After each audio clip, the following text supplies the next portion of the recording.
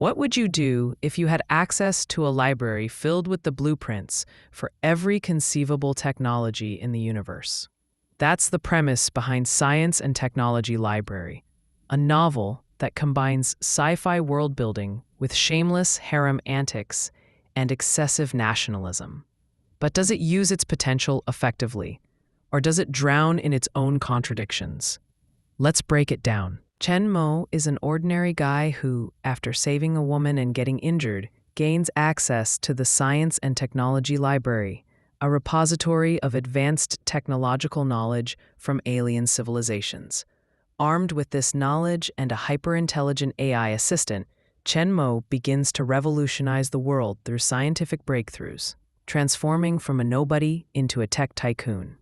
But as his inventions reshape the global landscape, Chen Mo must also contend with rival nations, greedy corporations, and an ever-expanding harem of love interests, while navigating his complicated feelings for his virtuous, long-suffering fiancée. The Science and Technology Library is a fantastic concept with immense potential. Imagine having access to alien tech, advanced AI, and futuristic inventions that could change the course of humanity. Initially, the novel does a decent job of exploring this power, with Chen Mo working tirelessly to decipher the library's contents, developing groundbreaking tech in areas like medicine, energy, and AI. However, as the story progresses, the library becomes more of a plot convenience than a genuine tool of scientific exploration. Instead of Chen Mo struggling to understand the technology, the AI assistant handles everything, turning the library into a glorified vending machine for instant solutions. This undercuts any sense of tension or challenge, as Chen Mo's role is reduced to asking for the next plot-relevant invention and letting the AI do all the work.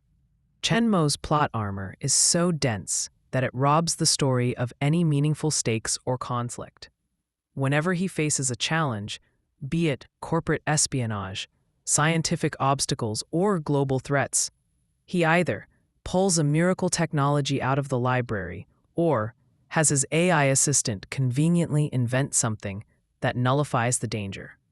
There's no real sense of struggle or failure, making the story feel repetitive and formulaic. Furthermore, his luck is absurdly contrived.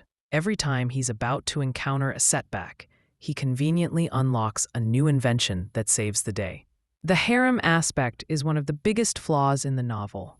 Chen Mo is constantly surrounded by attractive, accomplished women, yet they all revolve around him as if they have no agency of their own. Women who should be portrayed as strong, independent, and intelligent are instead reduced to love interests who admire Chen Mo's greatness, or comic relief characters who pine for his attention. The AI assistant, who initially starts as a daughter-like figure, eventually becomes a potential love interest, which is unsettling and poorly handled. The fiancé is absurdly virtuous and submissive, allowing other women to cozy up to Chen Mo while she remains blindly devoted, creating an uncomfortable and sexist dynamic. Chinese web novels often incorporate nationalistic elements, but Science and Technology Library takes it to an extreme level. The narrative repeatedly emphasizes how China is oppressed by foreign powers, yet miraculously surpasses them thanks to Chen Mo's technological prowess. Foreign countries, particularly Japan, the US, and Russia, are portrayed as cartoonishly evil and incompetent, only existing to make China look better. This overt nationalism is so heavy-handed that it disrupts the flow of the story and feels more like propaganda than storytelling.